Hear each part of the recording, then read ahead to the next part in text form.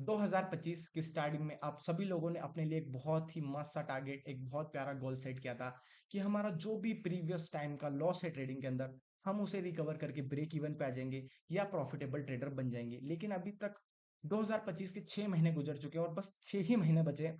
But अगर हम real things में देखें, असलियत के अंदर देखें, तो ऐसा कुछ भी होता हुआ दिखाई नहीं दे रहा है आप लोगों की ट्रेडिंग जर्नी के अंदर। तो ऐसा आप लोगों के साथ क्यों हो रहा है और आप अभी तक भी इम्प्रूव क्यों नहीं कर पाए हैं? क्योंकि आप लोगों को लग रहा है कि हम प्रॉफिटेबल बन जाएंगे, पर लगते लगते भी आप अभी तक प्रॉफिटेबल नहीं बन पा रहे। तो उसके पीछे मेन क्या रीजन है वो मैं आज आपको बताने वाला हूँ। आगे मैं आपको बिल्कुल सटीक 7 पॉइंट्स बताऊंगा जो कि आपको बहुत ज्यादा हेल्प करेंगे ट्रेडिंग के अंदर कि आप जल्दी से जल्दी प्रॉफिटेबल बन पाए। एंड ये प्रैक्टिकली प्रूवन है, ऐसा नहीं है कि किसी बुक्स के अंदर इनको लिखा गया है।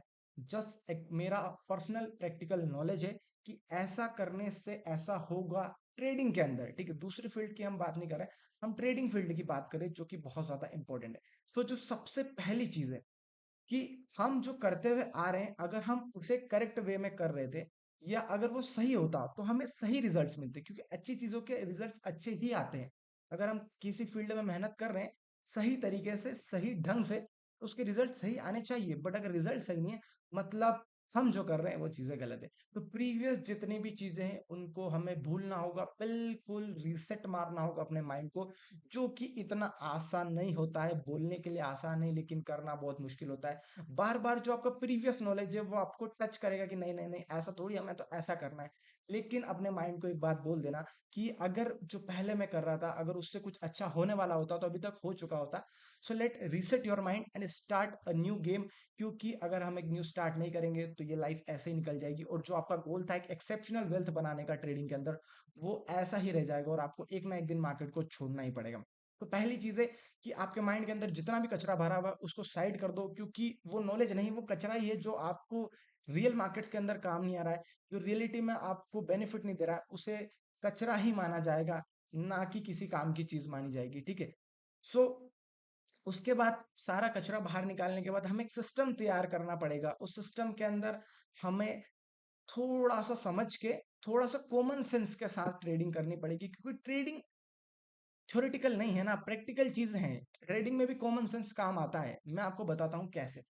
मान लो कि आप ट्रेड लेते हो, ठीक है। सो ट्रेड में जो मैनेजमेंट है, वो मैनेजमेंट ही आपको प्रॉफिटेबल रख सकता है। स्ट्रेटजी तो दूर की बात है। ठीक है। आपका जो रिस्क मैनेजमेंट, अब आप बोलोगे रिस्क मैनेजमेंट कैसे करना है, तो देखो रिस्क मैनेजमेंट आप क्वांटिटी के बेसिस पे भी कर सकते हो, कैपिटल के बेसिस पे भी कर सकते हो। बहुत सारे बेसिस हैं रिस्क मैनेजमेंट करने की, कि कब हमें मार्केट के अंदर ज्यादा रिस्क डिप्लॉय करना चाहिए, कब हमें मार्केट से ज्यादा रिटर्न लेना चाहिए, और ये सारी चीजें सीखी जाती हैं। अगर आप लोग इन सभी टॉपिक्स के ऊपर एकदम डिटेल्ड वीडियो चाहते हैं तो आप लोग मुझे बता सकते हैं कमेंट सेक्शन के अंदर। एंड जिसका जो भी क्वेश्चन हो बिल्कुल आप कमेंट के अंदर पूछ सकते हैं। एंड जो मुझसे कांटेक्ट करना चाहते हैं वो इंस्टाग्राम पे भी मुझे फॉलो करके रखिएगा, वहां पे भी एकदम शॉर्ट्स रील्स आपको मिल जाएगी आने वाले टाइम के अंदर, जैसे मुझे टाइम मिलेगा उस हिसाब से। सो हमें एक सिस्टम तैयार करना है, क्योंकि बिना सिस्टम के अगर हम ट्रेडिंग करेंगे तो हमें रिजल्ट्स पता नहीं लगेंगे ना। हमने ट्रेड किया, प्रॉफिट किया, तो किसने हमें प्रॉफिट दिलाया? क्या किसी स्ट्रेटजी ने प्रॉफिट दिलाया, हमारे माइंडसेट ने प्रॉफिट दिलाया, या एक महीना मार्केट अच्छा था तो हमें प्रॉफिट हो गया?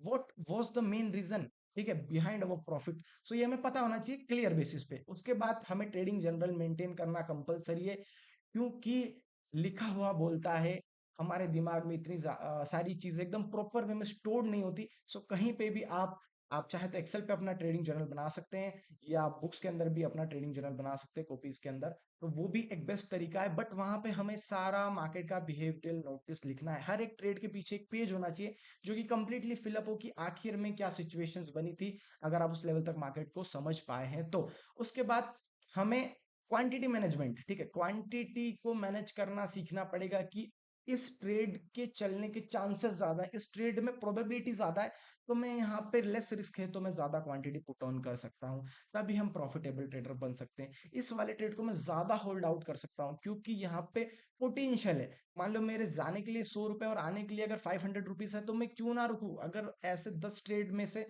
5 ट्रेड भी मैं निकाल लूंगा, तो वही तो मुझे प्रॉफिटेबल ट्रेडर बना के रखेगा, या एक बढ़िया रिटर्न दे पाएगा। ठीक है।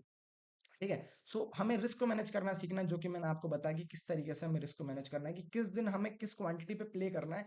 क्योंकि देखो, एक तरीका है कि अगर आपको इतनी झंझट नहीं चाहिए तो आप एक बिल्कुल फिक्स कर लीजिए सारी चीजें एंड फिक्स बेसिस पे काम कीजिए कि मैं इतनी क्वांटिटी से ट्रेड करूंगा, मैं ऐसा करूंगा, मैं ऐसा करूंगा। पर मंथ ऑन मंथ हमें चेंज करना होता है। मान लो किसी मंथ मार्केट ज्यादा वोलेटाइल है, तो हमें अपने ट्रेडिंग करने के तरीके को बदलना पड़ेगा। अगर हम नहीं बदलेंगे तो मार्केट हमारी कैपिटल बदल के सारी कैपिटल को लॉस कर देगा, ठीक है। ओके, उसके बाद हमें हमारा माइंडसेट सुधारना है, जो कि कैसे सुधरेगा। सब लोग साइकोलॉजी की बातें करते हैं, लेकिन रियलिटी में कोई नहीं बताता कि आखिर में माइंडसेट को कैसे सुधारा जा सकता है। देखो, जब आपका प्रॉफिट होगा ना, तभी आपका माइंडसेट सुधर सकता है। लॉस में किसी का माइंडसेट नहीं सुधरता है। सो ब्रेक इवन लॉस को कवर करने के बारे में सोचो, थोड़ा थोड़ा एक स्मॉल स्मॉल स्टेप लो, अपनी जर्नी को रिवाइंड करते हुए, ठीक है। हमें एक पुल बैक नहीं चाहिए, अब हमें ब्रेकआउट चाहिए यहाँ पे, ठीक है। एक हैवी ब्रेकआउट चाहिए लाइफ के अंदर, अपनी ट्रेडिंग जर्नी के अंदर। तो उसके लिए हमें एक 80% एक्यूरेट स्ट्रेटेजी चाहिए, जो कि इन द मार्केट काम करती हो, ठीक है। मार्केट बंद होने के बाद तो सारी स्ट्रेटेजी 90, 95, 97% एक्यूरेट होती है, बट हमें वो स्ट्रेटेजी चाहिए जो कि मार्केट के अंदर, लाइव मार्केट के अंदर 80% काम करती हो। अगर आपको वो स्ट्रेटेजी भी सीखना है तो आप लोग मुझे डीएम कर सकते हैं इंस्टा पे, या मुझे कमेंट सेक्शन में बता दीजिएगा, मैं वीडियो बना दूंगा। बट उसको बिल्कुल प्रॉपर वे में फॉलो करना पड़ेगा, ठीक है। हम दिल से काम नहीं कर सकते, यहाँ पे दिमाग से काम कर सकते हैं, ठीक है। अगर हम मनी से मोह रखेंगे, मतलब पैसों से अगर हम मोह रखेंगे, तो हम यहाँ पे पैसा नहीं बना सकते, ठीक है। अटैचमेंट नहीं होना चाहिए, उसको हमें मटेरियलिस्टिक थिंग ही समझना पड़ेगा, ठीक है। उसको दिमागी तौर पे इमोशनल लेवल पे लेके जाएंगे तो कुछ भी होने वाला नहीं है, क्योंकि इमोशनल चीजें लाइफ में काम नहीं आती है। जो लोग दिमाग से खेलते हैं वो आगे बढ़ जाते हैं, और जो लोग इमोशन से खेलते, जो हमारे इमोशंस के साथ खेलते हैं अपने दिमाग से, वो भी बहुत बड़ा बिजनेस बना चुके हैं लाइफ के अंदर, आप लोग देख सकते हैं।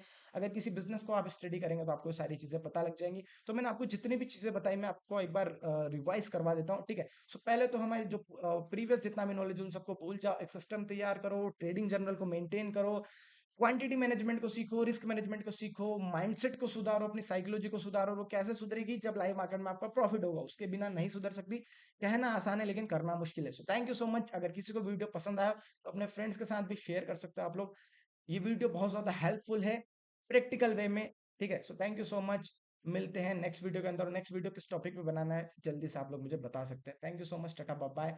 और जिसने अभी तक इंस्टाग्राम पे जाके फॉलो नहीं किया है, आप लोग कर सकते हैं। और यहाँ तक वीडियो देखने के लिए थैंक यू सो मच। फिर मिलते हैं नेक्स्ट वीडियो के अंदर।